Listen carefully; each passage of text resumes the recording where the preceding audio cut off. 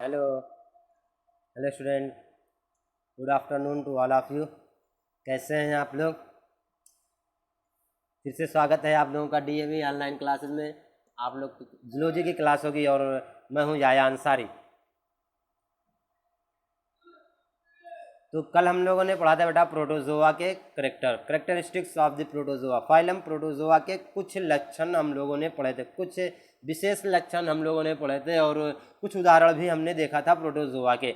आज उसी के क्रम में होगा अगला क्लास और आप लोग देखेंगे क्या क्लासिफिकेशन ऑफ फाइलम प्रोटोजोआ। क्या होगा कि प्रोटोजोआ, संघ प्रोटोजोआ का वर्गीकरण। क्या देखेंगे बेटा कि प्रोटोजोआ का वर्गीकरण। तो देखते हैं बेटा कि कहाँ से शुरू होती है। बताएंगे बेटा कि कल भी हमने बताया था कि जो प्रोटोजोआ है उसको 4 भागों में, 4 समूहों में बांटा गया है। कितने समूहों में? 4 समूहों में। तो पहले आप लोग सुन लें कि कौन कौन से समूह हैं भाई। फाइलम प्रोटोजोआ को 4 समूहों में बांटा गया। सबसे पहले का नाम है जूफ्लैजिलेटा। याद रखेंगे, जूफ्लैजिलेटा, जूफ्लैजिलेटा। और दूसरे नंबर का है जो सीलिएटा, सीलिएटा। तीसरे नंबर का है बेटा सार्कोडिना, सार्कोडिना। और अंतिम में क्या है बेटा? Sporozoa, Sporozoa. तो ये 4 क्या है बेटा? क्लास हैं या 4 बड़े समूह हैं जिसमें जिस फाइलम प्रोटोजोआ को 4 बड़े समूहों में बांट दिया गया है। आप लोग देख लें, यहाँ पर नीचे भी, यहाँ पर आप लोग देख पा रहे होंगे जूफ्लैजिलेटा सबसे नंबर 1, सबसे पहला है जूफ्लैजिलेटा। याद रखेंगे। दूसरे नंबर की बात करें तो उसका नाम क्या है भाई? हाँ, यहाँ पर आप लोग देख पा रहे होंगे सीलिएटा, सीलिएटा। क्या नाम है? सीलिएटा। और अगर तीसरे की बात करें तो सार्कोडिना, सार्कोडिना। ये तीसरा क्लास होगा सार्कोडिना। और अंतिम में क्या है बेटा? एक बार आप लोग देख पाएंगे यहाँ पर स्पोरोजोआ, स्पोरोजोआ। क्या लिखा हुआ है? स्पोरोजोआ। तो हम लोग क्या है कि चारों को एक साथ आज की ही क्लास में कवर करेंगे। तो आप लोग देखते रहिएगा और बने रहिएगा वीडियो के अंतिम तक, लास्ट तक बने रहेंगे वीडियो के, कोई भी जाएगा नहीं जो देख रहे हैं।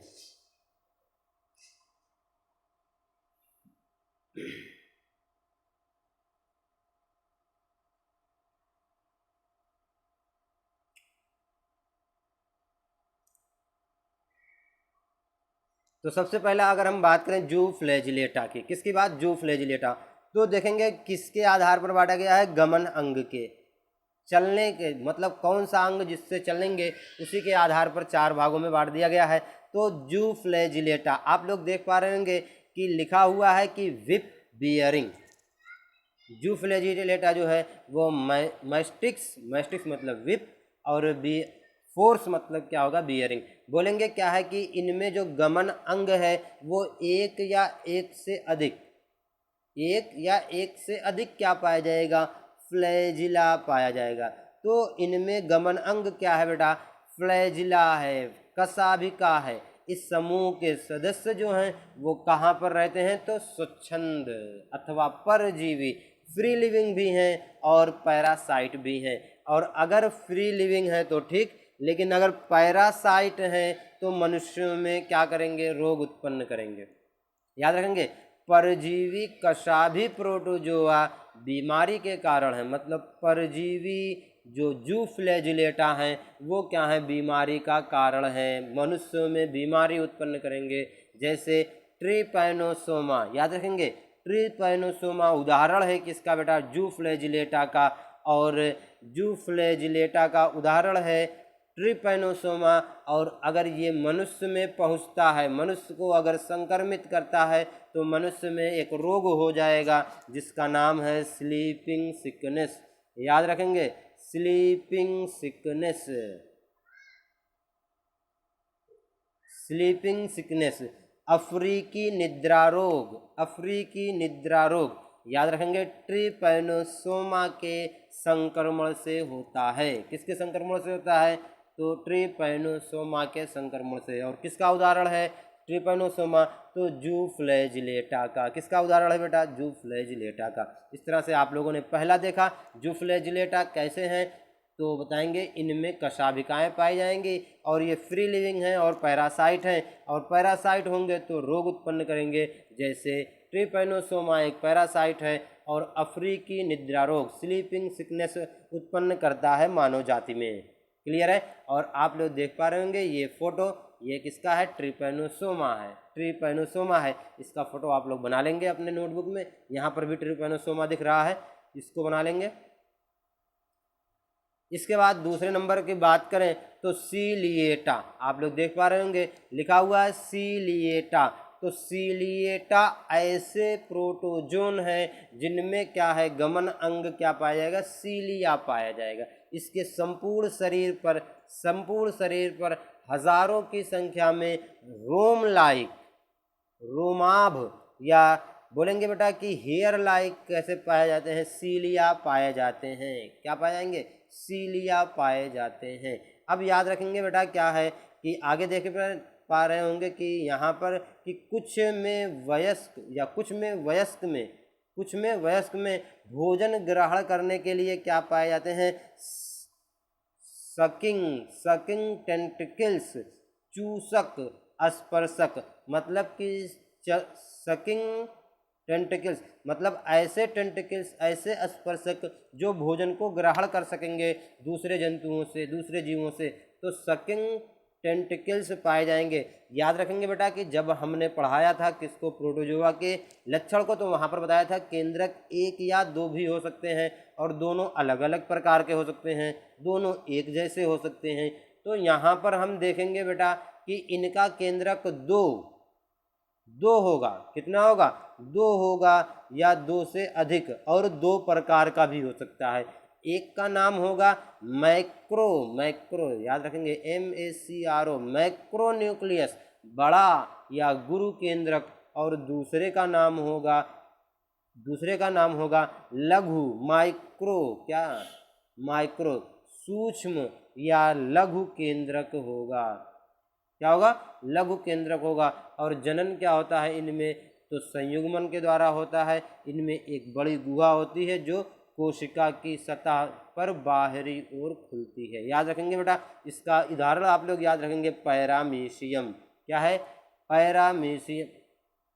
और दूसरे नंबर पे उदाहरण यहाँ पर आप लोग देख पा रहे होंगे बैलेंटीडियम। तो दो उदाहरण हैं यहाँ पर, एक का नाम क्या है बेटा? पैरामीशियम, और दूसरे का नाम बैलेंटीडियम। तो इस तरह से बेटा आप लोग यहाँ फिगर देख पा रहे होंगे, क्या है? ये पैरामीशियम है, और पैरामीशियम के संपूर्ण शरीर पर ये किनारे किनारे आप लोग क्या देख पा रहे हैं कि ये भाग पर देख पा रहे हैं कि क्या पाया जा रहा है? बहुत रोम जैसे संरचनाएं पाई जाती हैं जिन्हें क्या बोलते हैं? सीलिया बोलते हैं। और इनकी संख्या कितनी हो सकती है? हजारों तक हो सकती है सीलिया की। क्लियर है? अब इसके बाद तीसरे नंबर पे हम लोग देखेंगे बेटा तो राइजोपोडा, या इसका नाम है सार्कोडिना। याद रखेंगे राइजोपोडा और सार्कोडिना,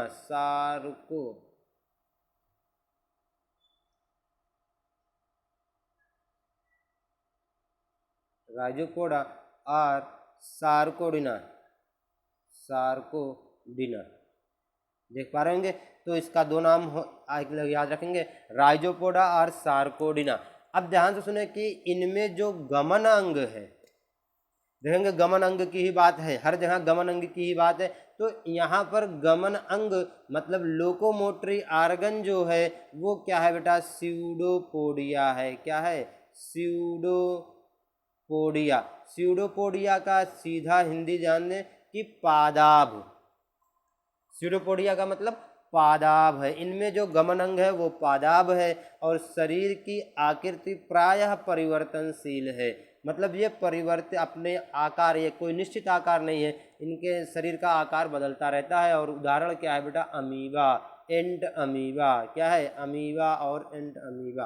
देखेंगे बेटा कुछ इनके स्लाइड हैं, ये आप लोग देख पा रहे होंगे, अमीबा है। क्लियर है? अब देखेंगे अंतिम में आएगा बेटा स्पोरोजोआ। और स्पोरोजोआ के बारे में अगर हम बात करें तो ये क्या है, तो आप लोग देखेंगे कि जो यह प्रोटोजोआ का सबसे बड़ा समूह है, मतलब प्रोटोजोआ को 4 भागों में बांटा गया, तो सबसे बड़ा जो समूह आया वो क्या आया, स्पोरोजोआ। और ये सभी परजीवी और मनुष्य में क्या है, घातक बीमारियां उत्पन्न करते हैं, बहुत घातक बीमारियां उत्पन्न करेंगे। इनके जो लक्षण हैं, इनके प्रमुख लक्षण ध्यान से सुने कि अन्य जंतुओं या पादपों के अंतः परजीवी हैं, अन्य जंतुओं या पादपों के अंत शरीर के अंदर रहेंगे, इंडोपैरासाइट क्या कहलाएंगे, इंडोपैरासाइट क्या कहलाएंगे बेटा, शरीर के अंदर क्या है रहेंगे, तो इंडोपैरासाइट कहलाएंगे। अब जब किसी के शरीर के अंदर है तो इनमें गमन अंग की कोई आवश्यकता नहीं, तो इनमें गमन अंग जो होते हैं वो अनुपस्थित होते हैं, कोई विशेष गमन अंग नहीं पाया जाता। जीवन वृत्त जटिल है और प्रजनन क्या है, बीजाणु जनन स्पोरोजेनेसिस द्वारा होता है, स्पोरोजेनेसिस द्वारा होता है। और बीजाणु में क्या है, ध्रुवीय तंतु पोलर फिलामेंट नहीं होते हैं। और उदाहरण के लिए क्या है बेटा, प्लाज्मोडियम। और प्लाज्मोडियम आप लोग सब जानते हैं कि प्लाज्मोडियम मलेरिया का परजीवी है, मलेरिया रोग उत्पन्न करता है मनुष्य में। मलेरिया रोग उत्पन्न किससे होगा, तो प्लाज्मोडियम से। क्लियर है, तो आप लोग प्लाज्मोडियम का स्लाइड देख लें, यहाँ पर ये प्लाज्मोडियम था। तो इस तरह से हमने क्या देखा बेटा कि जो फाइलम प्रोटोजोआ है उसको 4 क्लास में, या हम बोल सकते हैं 4 बड़े समूहों में बांट दिया गया। सबसे पहले नंबर जो आया उसका नाम आया जूफ्लैजिलेटा। जूफ्लैजिलेटा में याद रखें बेटा, गमन अंग, लोकोमोटरी आर्गन की बात करें, लोकोमोटरी आर्गन की बात करें तो फ्लैजिला हुआ।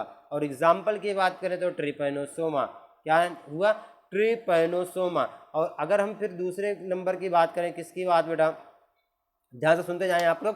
सबसे पहला नंबर जो जूफ्लैजिलेटा आया, जूफ्लैजिलेटा में गमन अंग फ्लैजिला हुआ। और एग्जाम्पल की बात करें तो ट्रिपैनोसोमा। दूसरे नंबर पे सीलिया आया, और सीलिया में क्या है बेटा, जो गमन अंग है वो कौन है, तो सीलिया है। सीलिएटा में सीलिया है गमन अंग। और एग्जाम्पल की बात करें तो बेटा क्या आएगा, पैरामीशियम आएगा। फिर तीसरे नंबर पे कौन आया बेटा, तो तीसरे नंबर पे आया था सार्कोडिना या राइजोपोडा। और राइजोपोडा में जो गमन अंग है, लोकोमोटरी आर्गन है, वो क्या है बेटा, तो स्यूडोपोडिया या पादाभ है। और चौथे नंबर पे बात करें तो जो स्पोरोजोआ, और स्पोरोजोआ का में बात करेंगे लोकोमोटरी, स्पेसिफाइड लोकोमोटरी, विशिष्ट special locomotory organ are absent in sporozoa. और स्पोरोजोआ का एग्जाम्पल क्या है बेटा, तो स्पोरोजोआ का एग्जाम्पल है बेटा प्लाज्मोडियम। प्लाज्मोडियम, और प्लाज्मोडियम जो है वो करता क्या है, तो मनुष्यों में क्या उत्पन्न करता है, अभी भी बताया हमने, मलेरिया रोग उत्पन्न करता है। मलेरिया रोग का कारक है, मलेरिया रोग का रोग कारक है, रोग कारक। क्लियर है, समझ पा रहे होंगे आप लोग। तो यहाँ तक आज की क्लास थी। और कल हम बेटा एक एग्जाम्पल या अमीबा को या पैरामीशियम को, 1-2 एग्जाम्पल को क्या है डिटेल से कवर कर लेंगे, जिससे ये क्या है, लेसन समाप्त हो जाएगा आप लोगों का। तो इस तरह से कल और परसों 2 दिन में ये लेसन कल हो सकता है कल ही लेसन कवर हो जाए, और उसके बाद अगला लेसन शुरू करेंगे आप लोगों के बीच। ठीक है, समझ में बात आ गई। इस तरह से आप लोगों ने देख लिया पूरा क्लासिफिकेशन किस तरह से हुआ।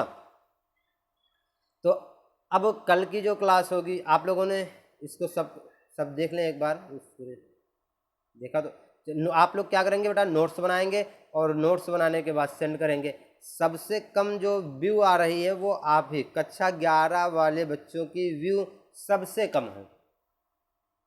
आप लोग खुद देख लें कि और क्लासों की व्यू जो है वो तो ठीक ठाक है, जितने बच्चे हैं हमारे स्कूल में उतने व्यू हो जा रही है, लेकिन कक्षा 11 वालों की व्यू सबसे कम है। तो भाई हम ये वीडियो और लोगों को तो पहुंचाओ, अपने साथियों तक पहुंचाओ जो 11 में है ना। ठीक है, तो कल हम उम्मीद करते हैं कि आप लोग पहुंचाएंगे, और अगर व्यू बढ़ेगी, लोग ज़्यादा देखेंगे तो हम वीडियो बनाते हैं, तभी वीडियो आएगा आप लोगों का, अन्यथा में नहीं आएगा भैया। तो ठीक है, ऑल द बेस्ट, तब तक के लिए बाय बाय। कल हम फिर हाजिर होंगे आप लोगों के साथ एक नए वीडियो के साथ कल हाजिर होते हैं। तब तक के लिए बाय, टेक केयर।